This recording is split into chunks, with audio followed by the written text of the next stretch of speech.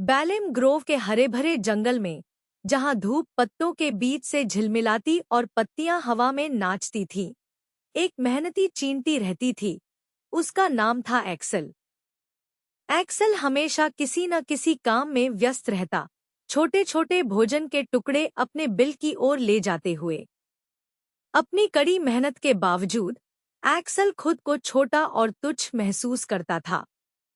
वह जंगल के बड़े जीवों से ईर्ष्या करता था। एक दिन जब वह जंगल के फर्श पर चल रहा था, उसने एक पेड़ की शाखा पर आराम कर रहे गिरगिट कैमिली को देखा। कैमिली अपने रंग बदलने की अद्भुत कला के लिए मशहूर था और जंगल के सभी जीव उसकी सुंदरता की प्रशंसा करते थे। सराहना पाने की चाह में एक्सल उत्सुकतापूर्वक कैमिली के पास गया। कैमिली, एक्सल बोला, तुम इतने सुंदर रंगों में कैसे बदल जाते हो? तुम्हारी ओर सब आकर्षित होते हैं। काश मैं भी ऐसा कर पाता, तो शायद मैं इतना छोटा महसूस नहीं करता। कैमिली मुस्कराया और बोला, प्रिय एक्सल, इस जंगल के हर जीव में कोई न कोई खासियत होती है। लेकिन ध्यान रखना, दिखावा सब कुछ नहीं होता। कैमिली की बात को चुनौती मानते हुए एक्सल ज्ञानवान उल्लू ओलिवर के पास गया।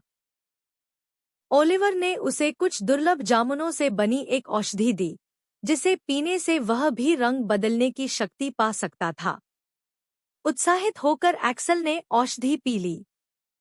जल्द ही उसका छोटा शरीर चमकीले रंगों से झिलमिलाने लगा, जो हर रोशनी और छाया के साथ बदलते रहते थे। एक्सल ने जंगल के जीवों को अपने नए रूप में दिखाया और सभी उसकी ओर आश्चर्य से देखने लगे। लेकिन समय के साथ एक्सल को महसूस हुआ कि रंग बदलने की शक्ति ने उसका ध्यान भटका दिया था। अब वह ठीक से काम नहीं कर पा रहा था। उसे अपने पुराने, सरल रूप की याद सताने लगी। उसकी परेशानी देख कैमिली नीचे उतरा और उसे ढांढस बंधाया। उसने कहा, सच्ची अहमियत इस बात में है कि तुम क्या योगदान देते हो, न कि तुम कैसे दिखते हो। इस जंगल को तुम्हारी मेहनत उतनी ही जरूरी है जितनी मेरे रंगों की सराहना।